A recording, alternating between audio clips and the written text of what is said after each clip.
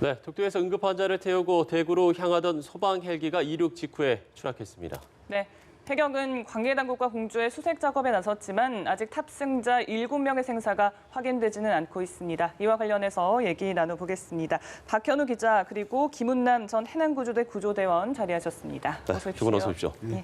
안녕하십니까. 자, 일단 박 기자가 먼저 사건 개요부터 다시 한번 좀 짚어주시죠. 네, 사고가 난 시간은 어젯밤 11시 26분쯤이었습니다. 예. 당초 소방당국은 독도 인근 해상에서 어업 중이던 50대 남성이 손가락을 크게 다치는 사고를 당했다는 신고를 접수하고 네. 환자 이송을 위해 헬기를 독도로 보냈는데요. 예. 독도에 도착한 헬기는 환자를 태운 뒤 어젯밤 11시 24분에서 25분쯤 독도에서 이륙한 것으로 추정되고 있습니다. 예. 당시 헬기에는 환자 등 민간인 2명과 소방대원 등 총 7명이 탑승을 하고 있었던 상황이었는데요. 소방당국과 독도 경비대에 따르면 헬기는 이륙 직후 추락한 것으로 전해지고 있습니다. 앞서 말씀드린 것처럼 손을 다친 50대 남성뿐만 아니라 예. 헬기에는 소방대원 5명도 타고 있었는데요. 이 중에는 20대 여성 소방대원도 있는 것으로 전해지면서 안타까움을 더하고 있습니다. 네, 말씀처럼 이제 이륙 직후에 추락한 걸로 전해지고 있는데 당시 상황을 좀 추정할 만한 그런 목격자의 증언이 있다고요? 예, 우선 헬기 이륙 자체는 정상적으로 이루어졌습니다. 그리고 네. 약 예. 300m 정도를 비행한 것으로 추정이 되는데 이 과정에서 평소와는 다른 비행 모습을 보였다고 합니다. 이 과정을 목격한 독도 경비대 관계자가 있는데 직접 네. 한번 들어보시죠. 네. 고도가 점점 높아지거나 그대로 평행을 가야 되는데 점점점 비스듬하게 내려오는 거예요. 그래서 이상하다 싶어서 봤는데 결국에는 바닥까지 그래 비스듬하게 그렇게 추락이 돼버렸습니다. 시간은 정확히 모르겠는데 1분도 안 됐습니다. 저희가 이렇게 독도 경비대 관계자의 이야기를 좀 들어봤는데 네. 같이 좀 들으셨잖아요. 현재까지 네. 그럼 상황을 좀 어떻게 보고 계신가요? 지금 현재 동체는 추락을 했기 때문에 침몰이 됐을 거라고 예상이 됩니다. 네. 그래서 지금 이 장비는 수색의 난항을 이루는 것은 전문 장비로 어디에 있는지를 시점을 추정을 해야 되는데 그게 네. 어렵기 때문에 지금 현재 해경과 해군 함정이 출발을 했기 때문에 네. 빨리 가서 추정을 해야지 수색에 도움이 될 듯 싶습니다. 네, 예. 지금 이제 수색 작업과 관련해서 간단히 좀 짚어주셨는데 우선은 저희가 이제 앞서 그 증언도 좀 들어봤고요. 추락 원인에 대해서도 한번 같이 추정을 해보고 싶습니다. 혹시 이분과 관련한 의견 있으십니까? 네, 저는 날씨의 영향이 컸다고 할 수 있고 또 야간 상황이기 때문에 그런 네. 어려움이 있었을 거라고 생각이 듭니다. 그리고 기체의 돌발 상황에 조종사의 대처 능력 등도 충분히 예상해 볼 수 있다고 생각합니다. 예. 이렇게 이륙 직후에 추락하는 경우가 좀 많습니까? 그런 경우는 많지는 않습니다. 그렇지만 예. 이 상황에서는 충분히 또 가능성도 있다고 생각하고 지금 이 상황이 약 1분 후, 2분 후에 추락했다고 하니까 예. 독도에서 약 한 200m에서 네네. 300m 인근에 침몰하지 않았을까 예상을 해봅니다. 예. 대원님께서 좀 이 독도 주변에서도 이런 해난 구조 활동을 좀 하신 적이 있으신가요? 저는 거기에서는 없었고 서해에 있었습니다. 예. 그러면 혹시 이제 주변 분들한테 좀 듣기로 독도의 좀 날씨라든가 이런 게 좀 변수가 많습니까? 네, 지금 독도는 수심이 약 60에서 120m까지 나오는 거거든요. 그렇기 네. 때문에 이건 실질적으로 출발을 했지만 예. 바로 투입하기도 쉽지는 않을 것입니다. 네. 날씨도 있지만 또 수심이 깊기 때문에 그리고 조류도 영향이 있고요. 그렇기 때문에 이 모든 상황을 다 해서 해야 되지 않을까 싶고 예. 지금 이제 날씨나 어떤 심야의 그런 상황들을 원인이지 않을까라고 추정을 해주셨는데 네, 그렇습니다. 우선 박 기자 추락 원인에 대해서는 아직까지는 알려진 게 없는 거죠? 예, 아까 말씀하신 것처럼 이게 추락을 한 뒤에 침몰을 한 상황이기 때문에 아직 예. 군당국과 소방청 그리고 해경 등이 수색을 벌였는데 아직 발견된 단서가 없기 때문에 네. 그 추락 원인에 대해서도 밝혀지지 않고 있는 상황인데요. 예. 마지막 교신 내용이나 이런 부분을 좀 살펴보면 짐작을 할 수 있지 않을까 싶은데 네. 소방청에 문의를 했는데 아직도 소방청도 아직은 그 부분에 대해서 확인이 되지 않고 있다고 이런 답변을 해왔습니다. 더군다나 말씀하신 것처럼 또 이번 사고는 해상에서 발생한 사고이다 보니까 육상에서 발생한 사고와 달리 더 조사에 어려움이 있다고 하고요. 소방당국은 추후 조사를 통해서 이번 사고가 비행 조종과 관련된 것인지 기체 네. 결함과 관련된 것인지에 대해서 조사를 해나간다는 방침입니다. 예, 이 네. 부분도 저희가 뭐 이제 이후에 있을 좀 브리핑에서도 예. 한번 좀 들어봐야 되겠습니다만 뭐 앞서서도 좀 얘기를 해주셨습니다만 저희가 뭐 밤이라고 해서 또 날씨가 좋지 않다고 해서 이 헬기를 좀 띄울 수밖에 없는 상황들이 있지 않겠습니까? 그런 상황들이 좀 많잖아요. 네, 그게 바로 또 응급구조사의 그리고 헬기 조종사의 숙명이라고 생각을 합니다. 그렇기 때문에 어떤 상황이 닥칠 수 있고 또 위험 상황도 닥칠 수 있는데 또 안타깝게 이런 사고가 나서 너무 아쉽게 생각하고 네. 걱정이 많이 됩니다. 예, 그럼 네. 좀 실제로 소방 헬기가 이제 악조건에서 구조 상황에 나서는 경우가 많습니까? 그렇죠. 지금 그렇지만 지금 어제 저녁에 날씨는 그렇게 심한 날씨는 아니었다고 합니다. 예, 네. 예.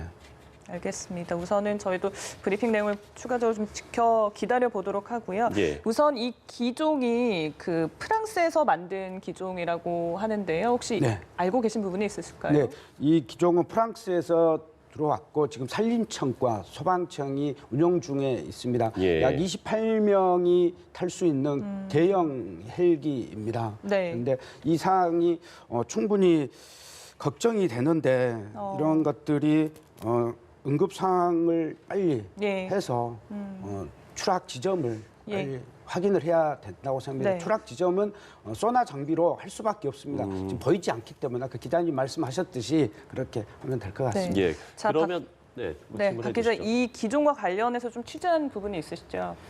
예, 우선 서방에서 지금 운영 중인 헬기가 총 30대 정도인데 네. 이제 프랑스산이 10대 그리고 이탈리아산이 6대, 일본 6대 등 순이라고 합니다.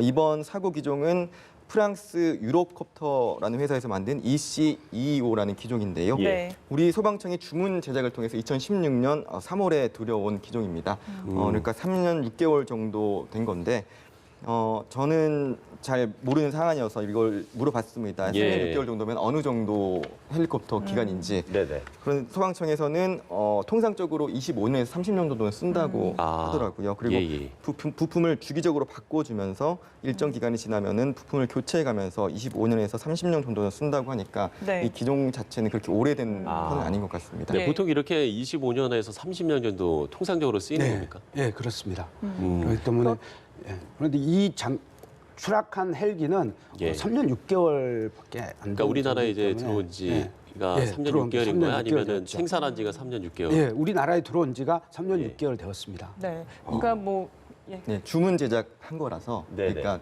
제작 기간 포함하면은 그럼 이제 2016년 들어온 거라고 봐도 될 아. 것 같습니다. 예. 알겠습니다. 그러니까 뭐 기간으로 봤을 때는 크게 문제가 없어 보인다라는 네. 말씀이신 것 같고, 그리고 그 7분이 타고 계셨어요. 보통 이제 그 소방대원 관계자가 5분이 계셨고, 그리고 그 신고를 하신 분과 또 그 보호자가 이렇게 네. 계셨던 것 같은데, 보통 그 사고 현장에 한 5분의 그런 소방대원들이 출동을 하는 그런 구조인가 봐요. 그래서 네. 그 인원과 관련해서는 크게 또 문제가 없다라고 볼 수 있을까요? 네, 인원은 아까도 이야기했지만 28명 정원입니다. 그렇기 예, 때문에 그렇죠. 그런 것은 문제가 안 되고 이 상황은 돌발 상황에서 일어난 상황이기 때문에 지금 전문 장비가 빨리 투입되어서 네네. 이치를 확보하는 게 우선이라고 생각합니다. 예, 저희가 뭐 지금 계속해서 좀 사고 원인에 대한 부분을 일단 좀 집중해서 이야기를 하고 있는데, 그러면 이제 과거에도 이제 소방 헬기 사고가 좀 있지 않았습니까? 과거의 사고 원인은 좀 어떤 것들이 좀 있었을까요? 날씨가 많이 날씨가 가장 있었고, 그다음에 컸고, 네. 기체 결함, 기체 결함. 네, 그리고 조종사의 대처 능력을 들 수 있겠습니다. 날씨나 뭐 기기 결함이라든지 아니면 조종사의 어떤 그 운항 능력 네, 이런 대처 것들이 능력. 있겠습니다만, 다만 여러 가지 케이스가 있겠지만 이번에는 어쨌든 이륙을 한 직후에 일어난 사고이지 않습니까? 네. 이런 부분을 주목해야 되지 않을까 싶은데요. 충분히 주목할 상황입니다. 그리고 네. 아까 기자님과 거기에 현장에 계셨던 분이 비스템이 움직였다라는 그 부분을 네. 우리가 관가하지 않고 한번 생각해 볼 필요가 있다고 생각합니다. 네. 예. 그 우리 소방 당국에 지금 헬리콥터 중에 같은 기종이 일단 또 있다고 들었습니다. 그 기종은 일단 문제가 없는 건가요? 네, 우선 지금 사고가 난 기종은 2016년 3월에 들어온 거라고 말씀을 드렸고 예, 예. 이건 네. 영남권에서 해주셨죠. 주로 활용이 됐던 겁니다. 또 말씀하신 것처럼 같은 기종의 소방 헬기가 수도권에 한 대가 더 있다고 하는데요. 2010년에 들어온 기종인데 이 헬기에 대해서는 현재 큰 문제 없이 활용이 되고 있다고 합니다.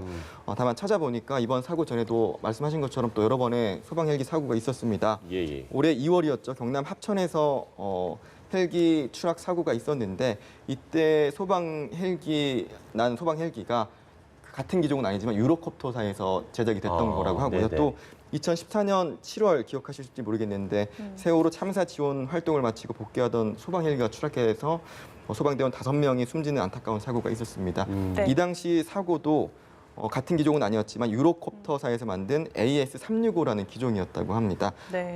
이게 그렇다고 기체 결함이라고만은 볼 수 없는 것이 소방 당국은 2014년 사고는 기체 결함은 아니고 조종 실수로 인해서 일어났다 이렇게 결론을 내리고 있는 상황입니다. 네, 어쨌든 뭐 전문가님께서 말씀해 주셨듯이 가장 중요한 것은 이제 수색 작업이 빠르게 진행이 돼야 될 네. 텐데요.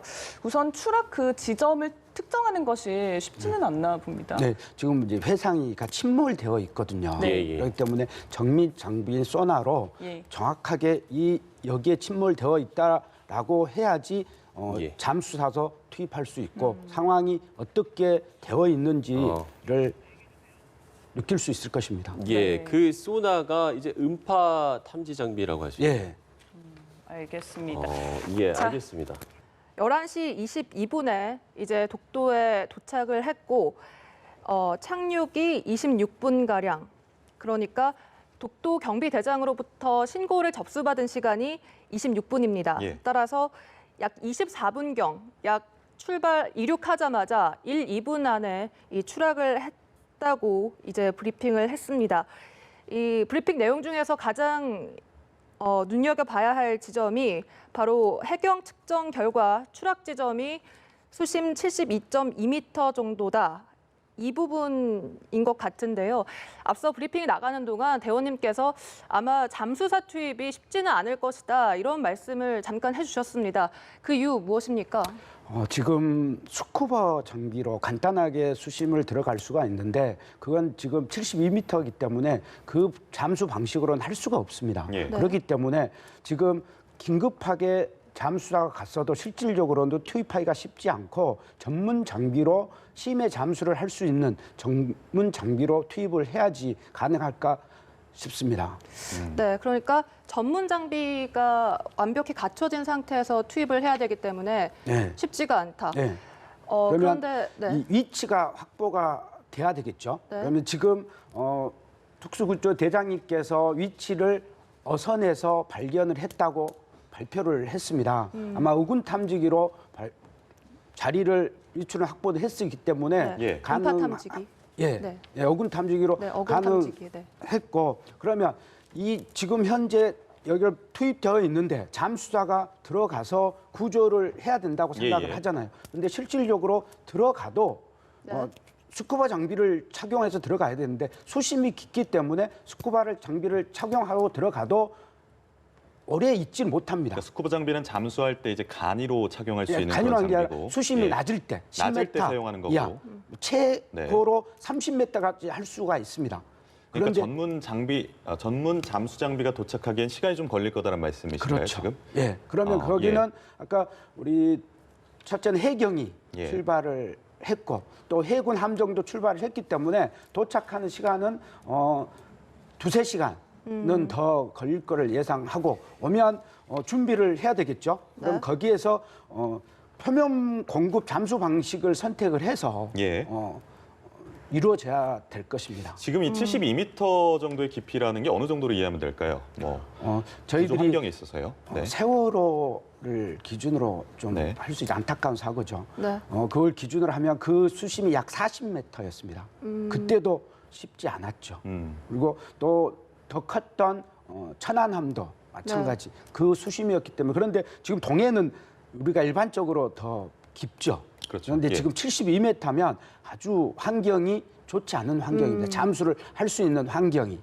예, 그렇기 때문에 수심이 장비가 갖춰져서 우리가 쉽게 말해서 바깥에서 공기를 주입해주면 잠수사가 그 예. 공기를 쉬고 호스로 연결한 그 공기를 호흡을 가지고 하면서, 호흡을 예. 하면서 들어가거든요. 그래서 거기에서 들어갔으면 작업을 72m를 들어갔어도 10분 이상을 작업할 수가 없습니다. 수압 때문에요. 수압 때문에. 네. 강압을 해야 되기 때문에. 네. 그러면 10분을 했으면 약 올라오면서 강압을 하고 오는 과정의 시간들은 약 2시간 이상이 소요가 됩니다. 이게 이제 32명 정도의 잠수사분들이 투입이 되니까 이제 교대로 진행을 하면 될 것 같은데 그렇죠. 중요한 것 중에 하나가 또 물살 아니겠습니까? 수온하고요. 예. 이 부분은 좀 어떻게 예상하면 될까요? 지금 시간마다 정체되는 시간이 있거든요. 조류가. 그렇기 때문에 잠수 그 시간에 잠수를 하면 되기 때문에 네. 지금 조류는 그리고 영향은 크지 않다고 날씨는 괜찮다고 합니다. 일단 조금 전 기상청의 자료를 확인을 해보니까요. 일단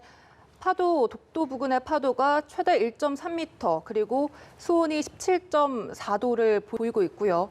또 바람은 초속 2.1m 정도로 불고 있는 것으로 확인이 되고 있습니다. 상당히 기상적인 조건은 양호한 편이다라고 해석을 할 수가 있다고 전문가는 말하고 있는데요. 그렇다면 잠수는 조금 힘든 상황이지만 그래도 이렇게 기상적인 상황이 양호하다는 것 좀 예. 도움이 될 수 있을까요? 예, 도움이 되죠. 그리고 동해이기 때문에 수심과 또 시야도 확보가 좀 될 겁니다. 그런데 네. 난관이 72m라는 수심인 거죠.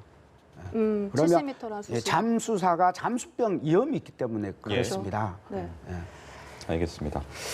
이게 지금 구조대원님께서 예전에 사례하고 비춰봤을 때 이런 환경 비슷한 사례가 있었을 것 같습니다. 네. 어떤 정도의 좀 경험을 가지고 계십니까? 저는 돌이켜보셨을 때요. 군 생활하면서 예. 해군 해남구조대에서 군 생활을 했습니다. 그래서 네. 많은 현장에 투입이 됐고 저는 서해페리오 때 그런 되었거든요. 거기는 네. 이제 서해이기 때문에 수심이 약 30m 이내였습니다. 좀 더 얕군요. 예, 예. 예. 그렇기 때문에 잠수 장비, 그렇게 스쿠버로도 할 수 있는데 여기는 특수 장비입니다. 심해 장비. 그렇게 심해는 헬륨 가스로도 또 해야 됩니다. 그 작업을 오랫동안 하려고 하면 이걸 이제 헬륨 가스 장비를 네. 하면 장비를 좀 오래 할 수 있습니다. 잠수병의 위험이 좀 떨어지는 거죠. 그렇기 때문에 하는데 지금 수심이 제일 관건인 것 같습니다. 네. 그리고 또 브리핑 내용 중에 독도에 가기 전에 울릉도를 들려서 연료를 주입을 받았고 또 확인 결과 이 헬기는 의무 안전 점검을 마친 것으로 나타나고 있습니다. 따라서 뭐 헬기에 어느 문제점이 있었다던가 이런 가능성은 그렇게 크지 않은 것으로 보고 계십니까? 어떻습니까? 그 예단하기는 좀 어려울 것 같습니다. 네. 그리고 이 장비가 투입이 되어서 인양을 했을 때 그 원인은 찾을 필요는 있을 것 같고 지금은 빨리 침몰한 헬기를 인양의 목적을 빨리 해야 되지 않을까 싶습니다. 실질적으로 우리가 안타깝지만 침몰을 했기 때문에 우리가 인명 구조의 목적은 당연히 해야 되지만 빨리 인양을 할 수 있는 그런 생각으로 준비를 해야 되고 예. 투입이 돼야 된다고 생각을 합니다. 이게 독도 경비대장이 사고 현장을 완전히 목격을 했다고 하더라고요. 네. 진술에 따르면 헬기가 고도를 높이지 못하고 그대로 추락을 했다라고 하던데 헬기에 어떤 문제가 보통 발생하면 고도를 올리는 데 제한이 되는 건가요? 헬기는 그렇게 우리가 심해하기 때문에 예. 그리고 날씨의 영향도 분명히 있었을 거고 네. 기체를 운영하는 그 조종사의 운영 능력도 충분히 반영이 돼야 되는데 예. 이런 상황 모듈은 예단인 거죠. 그래서 그렇죠. 근데 예단을 해야지 또 우리가 상태를 확인할 수 있고 투입할 수 있기 때문에 이런 상황들을 모든 것을 해서 현장에서는 지금 하고 있지 않을까 싶습니다. 네. 일단 사고가 난 지 약 10시간 가량 정도가 지나고 있습니다. 골든타임이라고 하죠. 이렇게 해상에서 실종자가 발생했을 경우 실종자를 구조하는 골든타임 어느 정도이고 그 가능성을 좀 짚어보고 싶습니다. 저희들이 세월호에 큰 사고였잖아요. 안타깝고. 그런데 실질적으로 침몰을 했을 때 인양의 준비를 했어야 되는데 약 5일 동안 인양의 목적이 아니라 구조의 목적을 가졌습니다. 실질적으로 그 시간을 놓쳐버렸던 거죠. 근데 우리는 인양도 오래 걸리고 구조도 제대로 못하는 그런 상황이 되었었는데 이제는 이 상황이 구조를 기본적으로 생각을 하면서 빨리 인양의 목적으로 그러니까 지금 해군에서도 투입이 됐고 해경에서 했기 때문에 빨리 현장에서 가면 바로 투입이 되지 않을까 예상하는데 지금 수신 때문에 참 걱정입니다. 네, 지금 저희가 골든타임에 대한 얘기도 좀 나눠봤는데 지금 저희 보도를 통해서 사건 처음 접하신 분들도 계실 수 있습니다. 그래서 개요를 좀 간단하게 좀 짚어주시죠. 사건 개요에 대해서요. 예, 앞서 말씀하신 것처럼 우선 11시 22분에 독도에 착륙을 했다고 하죠. 그리고 24분경에 이 환자를 비롯한 이 대원들이 헬기에 탑승을 했을 것이다. 네. 그리고 이제 23시 26분에 119 신고가 이루어졌다고 했습니다. 예. 독도 경비대장이 목격하고 그 비스듬하게 이렇게 간다. 그러더니 바다에 떨어졌다. 이렇게 신고를 했다고 하는데 사실 저희가 아까 들어본 독도 경비대 관계자 발언이 그 경비대장 발언이었거든요. 예. 네. 혹시 준비가 됐으면 이걸 한번 다시 들어보는 건 어떨까 싶은데. 네, 지금 준비가 되지 않은 상황이라고 합니다. 네, 계속해서 사건 짚어주시죠. 예. 그러면 이제 손을 다친 50대 남성이 이제 태우고 탑승을 하고 긴급 환자가 있어서. 그렇죠. 예. 이제 이륙을 한 건데 이륙 직후에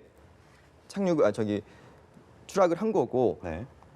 이 50대 남성과 보호자뿐만 아니라 당시에는 소방대원 5명도 헬기에 타고 있었는데 네. 이 소방대원 중에서는 20대 여성 소방대원도 있는 것으로 전해져서 안타까움을 더하기도 했습니다. 그렇습니다. 그리고 예. 이제 중요한 부분이 이제 네.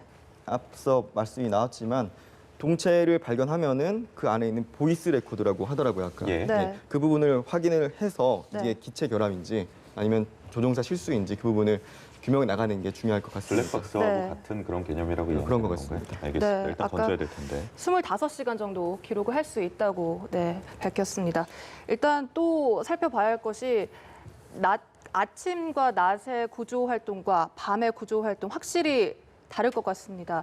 지금까지는 조명탄을 켜서 대거 인력을 투입해서 수색 작업을 벌여왔다면 이제 날이 밝았으니만큼 지금은 현재 어떤 식으로 수색 상황이 전개될 거라 보십니까? 우리가 헬기가 이륙을 하고 나서 2분 후에 추락을 하면서 침몰을 된 겁니다. 네. 네. 그런데 그 현장에는 긴급하게 어선들이 제일 먼저 갔겠죠. 네. 어선들이 보면서 혹시라도 조종사나 거기에 탑승객들이 튀어나왔을 수 있거든요. 아니면 비상탈출을 할 수도 있고. 그런데 그럴 수 있어요. 긴박한 예. 상황이기 때문에 비상탈출도 쉽지 않았을 거라고 예상을 해보면 바로 동체와 같이 침몰하지 않았을까라는 예상을 합니다. 그러면 이후에는 어떻게 준비를 해야 되겠습니까? 라는 게 중요한 상황이 되겠죠. 네. 그러면 인양을 빨리 해야 됩니다. 그러면 인양을 하게 되면 수심 72m이기 때문에 그 위에서 해군 함정이나 해경 함정이 와서 그 밑으로 잠수사들이 투입이 되는 거죠. 그래서 이걸 이제 와이어도 연결하고 그렇게 되면 이건 실질적으로 시간은 많이 소요가 되지 않을까 싶습니다. 안타깝지만.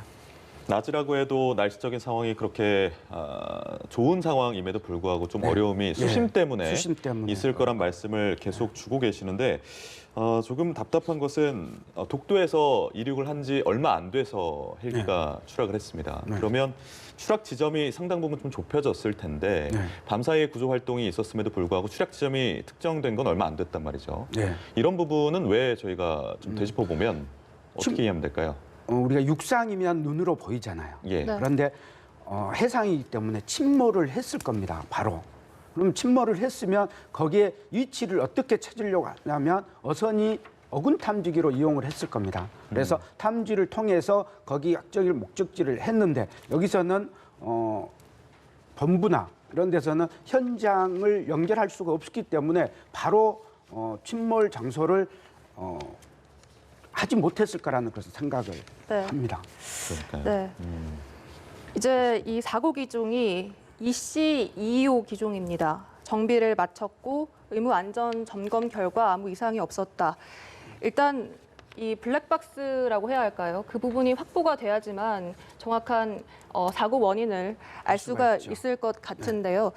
일단 보면 수리온 헬기가 사용이 잠시 금지됐던 적이 있지 않습니까? 네. 그 부품 문제로. 네. 과연 이번 헬기도 그렇다면 부품에 문제가 있었을 수도 있는지 그 가능성에 대해서 여쭙고 싶은데요.